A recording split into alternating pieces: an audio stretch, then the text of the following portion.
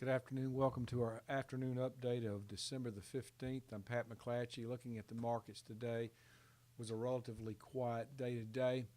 It was quiet this morning. It stayed that way through most of the day. Looking at the news, it is about tomorrow's announcement by the Fed of a possible rate hike.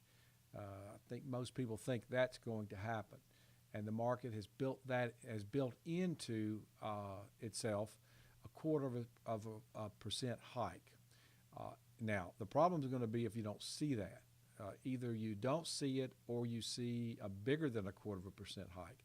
The probability of that's pretty small, but this is pretty much in the market already because it's been talked about for so long. Let's look at the markets. Cotton down 6 at 63.32. It had a high of 64 and a low of 63.03.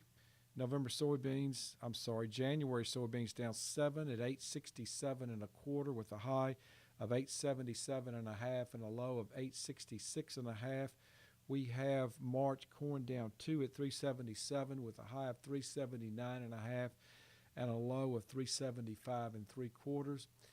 The wheat, March wheat up three quarters at 494 and a quarter with a high of 498 and a low of 486 and a quarter.